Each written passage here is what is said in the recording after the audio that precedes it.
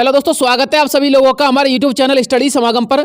साथियों, आज का ये वीडियो उन विद्यार्थियों के लिए बेहद खास होने वाला है जो अभ्यर्थी NHM GNM समदा भर्ती का एग्जाम दे के आए। दोस्तों, मैं आपको बताना चाहूंगा आज के इस वीडियो में मैं आप लोगों के लिए आपके एग्जाम को लेकर के 1 गुना कट ऑफ के बारे में अपडेट देने वाला हूं। साथियों, ये अपडेट अर्थात 1 गुना कट ऑफ मैं आपको ऐसे ही नहीं बता रहा कि आ गया और आके वीडियो बना दिया। दोस्तों, पूरा एनालिसिस किया है, एनालिसिस का बेस क्या रहा है वो भी मैं आपको बताऊंगा। और साथियों, इससे पहले आप लोग ये भी चेक कीजिएगा कि जो मैंने अपने यूट्यूब चैनल के माध्यम से जो पिछली भर्तियों की कट ऑफ बताई थी कि वो वाकई में एग्जैक्ट कट ऑफ गई थी या फिर नहीं गई थी। तो दोस्तों, मैं आपको बताना चाहूंगा, एग्जाम्पल दे देता हूं, प्रूफ मैं आपको बता देता हूं। उन सभी वीडियो के लिंक मैं आपको इस वीडियो के डिस्क्रिप्शन बॉक्स में डाल दूंगा, उन पे क्लिक करके देख लेना। दोस्तों, मैंने आपको रीट L1 की कट ऑफ बताई थी, रीट L2 की बताई थी। STC वाले जितने भी अभ्यर्थी थे उनको भी पता है कि मैंने आपको जो कट ऑफ बताई थी वो सारी की सारी कट ऑफ एग्जैक्ट गई थी। इसके अलावा हाईकोर्ट LDC की बताई थी, ग्रेड 2 के एग्जाम की बताई थी, जो 2nd ग्रेड का एग्जाम हुआ था। इसके अलावा साथियों, आज से पहले जितने भी एग्जाम हुए हैं उनमें साथियों तमाम एग्जामों में मैंने जो कट ऑफ बताई है वो पूरे एनालिसिस के साथ बताई है। साथियों, आप लोग मिलान कर लीजिएगा जो मैंने आपको कट ऑफ बताई है उन भर्तियों की और जो वैकेंसी की कट ऑफ आई है, यानी गवर्नमेंट की जो कट ऑफ आई है उसमें कितना डिफरेंस है। दोस्तों, 1 से लेकर के 1.5 नंबर का मैक्सिमम डिफरेंस देखने को मिला है। तो साथियों, मैं आपको बताना चाहूंगा, आपकी ये जो मैं कट ऑफ लेके आया हूं पूरे एनालिसिस के साथ लेके आया हूं, इसलिए वीडियो में अंत तक बने रहिएगा। एक एक स्टेप को समझाऊंगा। कट ऑफ कम जाएगी तो कम क्यों जाएगी, कट ऑफ ज्यादा जाएगी तो ज्यादा क्यों जाएगी। बस दोस्तों, आपको वीडियो में अंत तक बने रहना है। सबसे पहले साथियों, मैं आपको बताना चाहूंगा कि जो मैंने एनालिसिस किया वो एनालिसिस का बेस मैंने क्या माना है, यानी कि आपके एग्जाम को लेकर के जो मैं 1 गुना कट ऑफ बता रहा हूं उसका एनालिसिस तो किया होगा। वो एनालिसिस मैंने क्या किया साथियों वो देख लीजिएगा। सबसे पहले दोस्तों, मैं आपको बताना चाहूंगा एग्जाम लेवल, उसके बाद टाइम ड्यूरेशन, उसके बाद स्टूडेंटों की अटेंडेंस कितनी रही है और स्टूडेंटों का रिव्यू क्या रहा है। तो दोस्तों, सबसे पहले हम पहले बिंदु पे चर्चा कर लेते हैं एग्जाम लेवल के। साथियों, एग्जाम लेवल के बारे में आप सभी लोगों को पता होगा, आप लोग एग्जाम दे के आए हैं और मैंने साथियों आप लोग के एग्जाम का अच्छी प्रकार से एनालिसिस भी किया है। साथियों, जो आप लोगों का एग्जाम लेवल आया था वो इजी टू मॉडरेट नहीं था। अब आप लोग ये कहोगे सर इजी टू मॉडरेट नहीं था तो मॉडरेट टू हार्ड होगा। तो साथियों, आपको भी पता है आप लोग के एग्जाम का लेवल मॉडरेट टू हार्ड भी नहीं था। लेकिन दोस्तों, सवाल यह आता है कि आप लोग का जो एग्जाम लेवल था वो किस लेवल से आया था। तो साथियों, मैं आपको बताना चाहूंगा, आप लोग का जो एग्जाम था वो hard to deepest hard level से आया था। जी हाँ साथियों, आप मानिए या फिर ना मानिए, जिन अभ्यर्थियों ने तैयारी की है उनको पूछिएगा, हार्ड टू डीपेस्ट हार्ड के क्वेश्चन आपको देखने को मिले।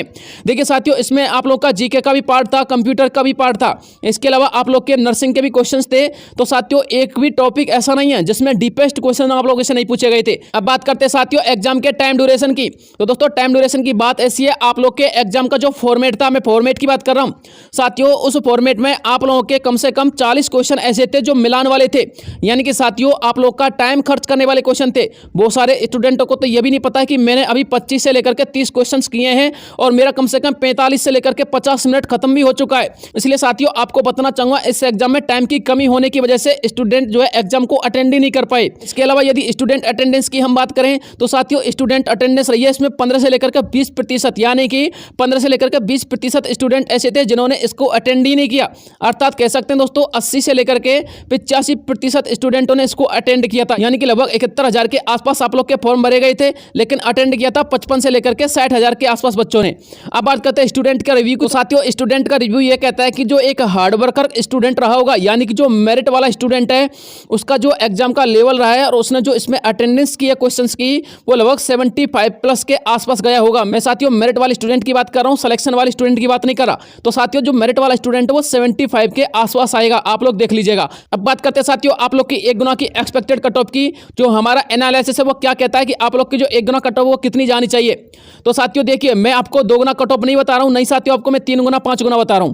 मैं साथियों आपको 1 गुना कट ऑफ बता रहा हूं। यदि किसी भी विद्यार्थी को कट ऑफ ज्यादा लगे तो मैं उसको बताना चाहूंगा, मैं जो कट ऑफ बता रहा हूं वो साथियों मैक्सिमम कट ऑफ है, उससे 1 नंबर ज्यादा नहीं जाएगा, आप लोग देख लीजिएगा, यानी कि इससे कम ही जा सकती है।